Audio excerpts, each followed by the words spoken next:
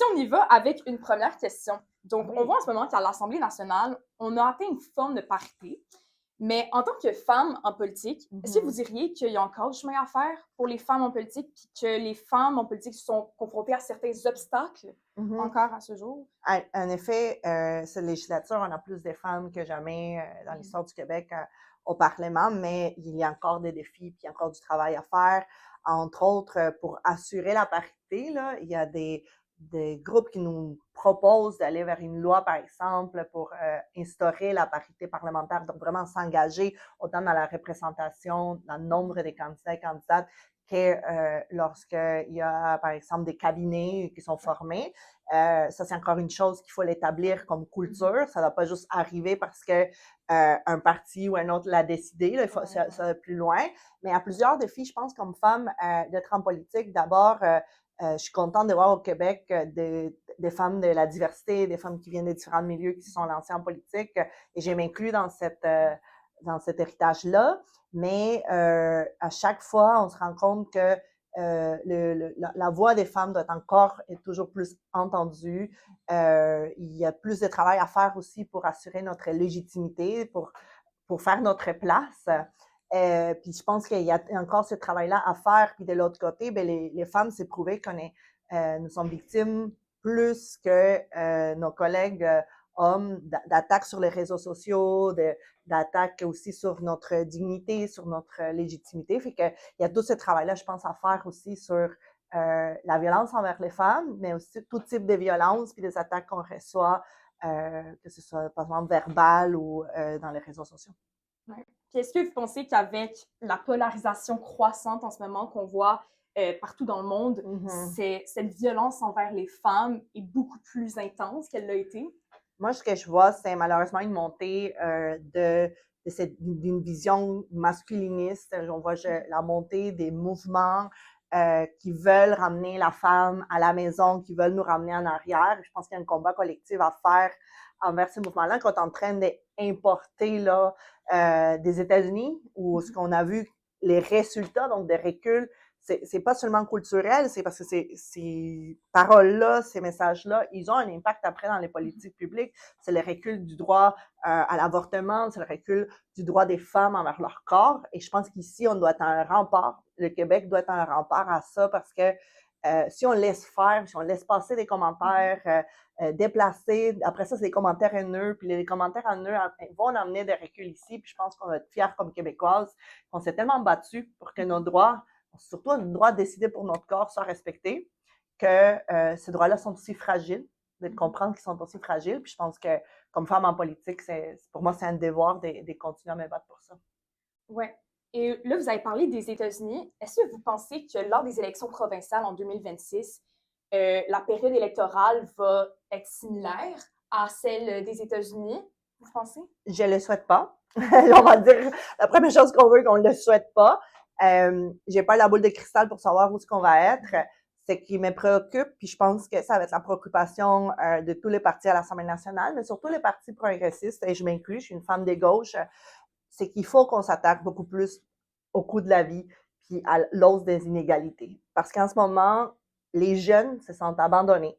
Les jeunes voient leur situation économique se dégrader jour après jour. Je peux pas vous parler de logement, je peux vous parler du fait qu'il y a des jeunes dans les banques alimentaires et ces inégalités croissantes chez les jeunes, chez les aînés, chez les familles plus vulnérables font en sorte que les gens se sentent démunis, abandonnés. Et lorsqu'ils se sentent abandonnés, c'est là où les idées extrémistes de droite, ben c'est le terrain le plus fertile.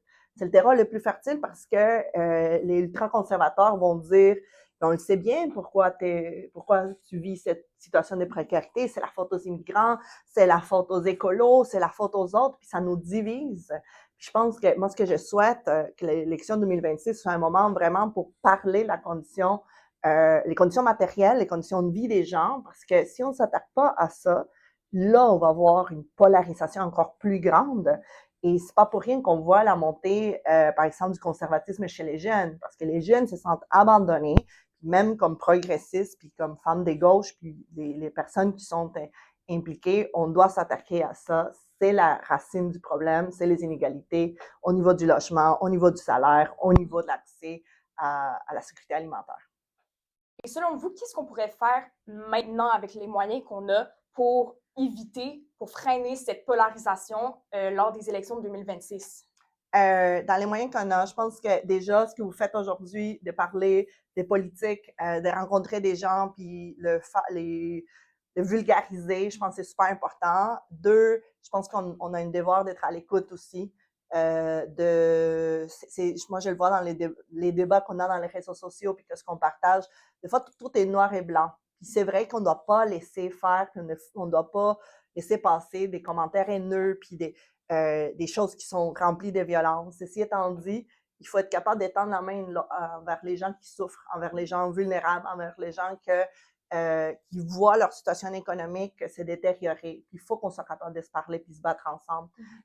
Moi, c'est ça que je pense qu'on peut faire. Regarder les batailles en termes, par exemple, de sécurité alimentaire, de rémunération des stages pour les jeunes. Là, ça a l'air niché pour certains, mais c'est extrêmement important parce que si on rémunère des stages, ben, ces jeunes-là vont être capables de vivre mieux, d'avoir une éducation, puis plus on est éduqué, ben, plus on a accès aussi à une démocratie qui est plus en santé. Puis tout ça, ça vient ensemble. Donc, je pense que ça, c'est notre devoir de vulgariser, d'entamer les dialogues, mais surtout lutter pour des logements abordables, pour de la rémunération des stages, pour la sécurité alimentaire. C'est comme ça que je pense qu'on va créer un bon rempart pour les idées extrémistes. Et j'ai vu que vous avez fait des études en Ouais. environnement, en Oui. ressources naturelles. Et comment est-ce que le Québec pourrait utiliser ces ressources naturelles à l'heure actuelle pour promouvoir puis vraiment maximiser son développement économique et son développement aussi environnemental? Oui, mais je pense que l'environnement, c'est un sujet dont on parle de moins en moins, puis il faut le ramener à l'heure actuelle. Pour ça, c'est sûr que au Québec, on est très riche, par exemple, au niveau de notre hydroélectricité. Il faut protéger nos acquis. En ce moment, il y a des projets de loi qui veulent privatiser notre système d'Hydro-Québec. Puis je pense qu'il faut se battre pour que ça demeure quelque chose de public. Donc, quand c'est public, tout le monde en bénéficie.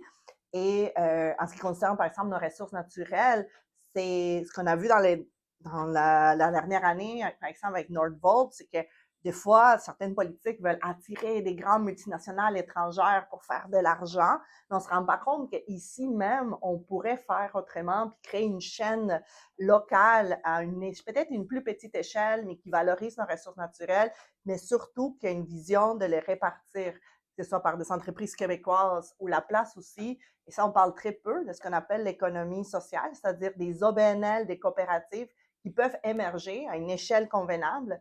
Et c'est là qu'on voit beaucoup plus de retombées économiques. Avec les tarifs de Trump, avec les menaces tarifaires, parce que c'est surtout ça, dans des moments d'instabilité, il faut se tourner vers ce qu'on est capable de faire ici. Puis on le voit dans des exemples dans plusieurs régions, des OBNL d'habitation, des OBNL en soins, à domicile qui se développent parce qu'ils viennent combler un besoin. Mais ça aussi, c'est du développement économique, c'est du développement social, c'est la création d'emplois.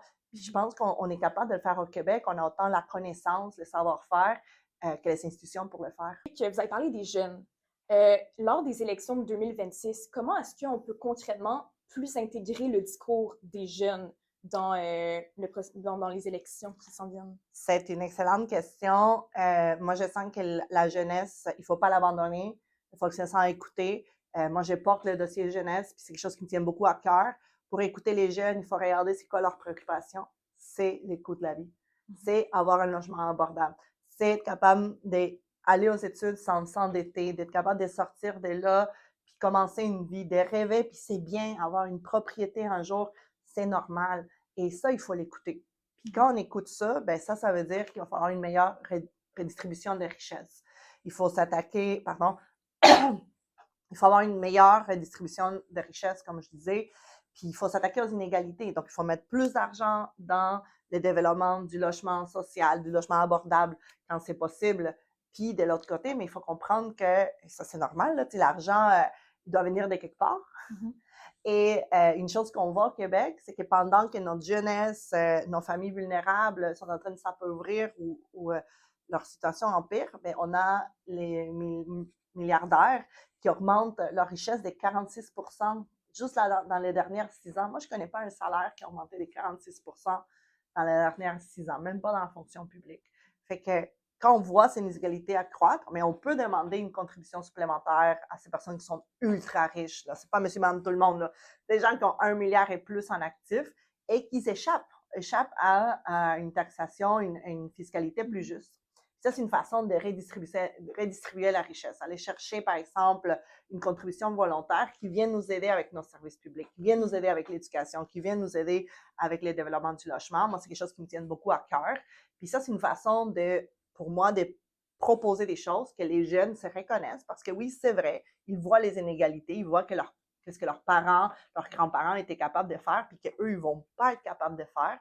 Et la raison, c'est que la richesse s'accumule entre les mains de certains. Et là, c'est pas par magie qu'elle va descendre. Et il faut le faire avec la fiscalité. Oui.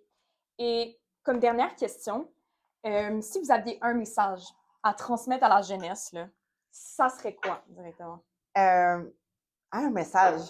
Ouais. J'ai parlé d'être à l'écoute, je pense que la politique doit être beaucoup plus proche des jeunes. Donc, pour être à l'écoute, pour moi, c'est lever puis oser en parler à chaque moment que vous avez. Votre voix porte, la voix des jeunes porte. Il faut la faire entendre partout où ce qu'on est, que ce soit dans nos comités à l'université, mais que ce soit dans les manifestations, en écrivant des lettres, partout. Dès que vous avez une opportunité, dites vos besoins, ce qui vous tient à cœur, parce que beaucoup de changements au Québec, c'est fait comme ça. Parce que les jeunes se sont levés, puis ils ont poussé pour une idée. Moi, je fais partie de la génération qui a marché dans les rues de 2012 pendant des soirs et des soirs. Et ça portait des fruits, ça crée une conscience politique pour plusieurs et ça a amené beaucoup de gens, dont moi, en politique et à vouloir changer les choses pour l'éducation puis pour protéger nos acquis ici au Québec.